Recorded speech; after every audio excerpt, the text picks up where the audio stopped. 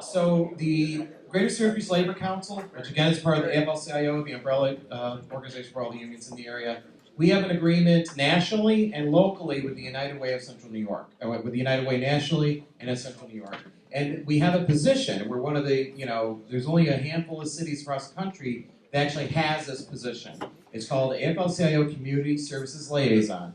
And this person actually is labor's representative who works at the United Way. So with that, I'm going to bring up Helen Hudson. Many of you know her. She's also, an at-large member of the Syracuse Common Council. But tonight she's going to talk to us about poverty. So. Thank you. Okay, I think a few of you may know I am one of the co-chairs for the HOPE Initiative, which is our ESPRI, the Empire State Poverty Reduction Initiative. And we're going to talk a little bit because the city of Syracuse, as everybody knows, Dragowski or whatever, Paul Dragowski, he did a report that said Syracuse, New York, has the highest concentrated poverty amongst blacks and Latinos in the nation. And white people, you're 25 in the nation. So Syracuse has the highest concentrated poverty than anyone in the nation. And I just want to give a few stats. In 2000, Syracuse had 9 poverty tracks.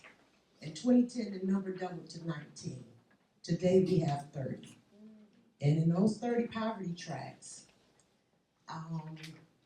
Syracuse's poverty rate is 33.2%, the 23rd highest in the nation.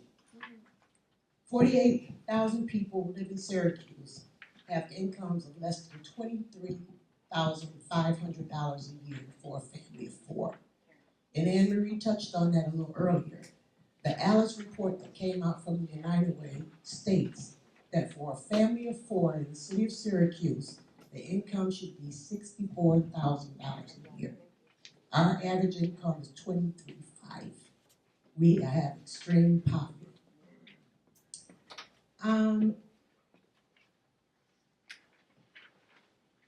Okay, 2/3 of Syracuse's Black and Hispanic population live in extreme poverty.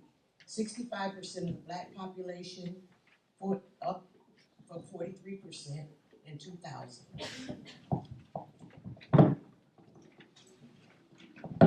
Then you have 62% of Hispanics, that's up from 49% in 2000. And Syracuse also held the nation's 5th highest concentration of whites living in poverty. So 50% of the children in the city of Syracuse are living in poverty. So we have a problem. And then when you put it together with housing, I passed that out. You look at the housing stock, the median monthly rent is $719. The median home price is $87,800. It's a little hard to do that on $23,000 a year. So when you're combining everything, for me it all works hand in hand. When you're talking about poverty, you're not just talking about the income, you're talking about the housing stock, you're talking about the school districts, you're talking about everything that has been addressed up here.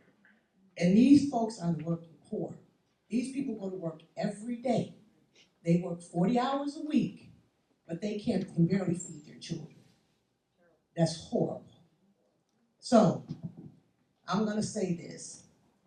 Anybody that's interested in the HOPE initiative, we're looking for all hands on deck because we're working now.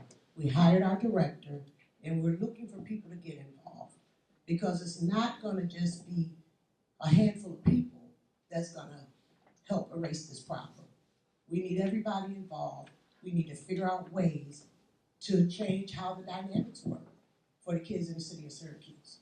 Because I think that for us to be living, we say that we have the land of milk and honey. Not so much honey anymore. And our kids are paying the price for it. Then when we talk about the housing stock, all of our housing stock in the city of Syracuse is full of lead. It's poisoning our kids. So everything we're talking about works hand in hand. It's hard for children to concentrate in school when they're not being fed at home, and they're affected by the lead poisoning, and they go out into this room. It's a whole bunch of issues here. So the poverty is gonna be something that's gonna be a lot of hard work with a lot of people putting their hands in. So, call 474-6283 if you wanna help us.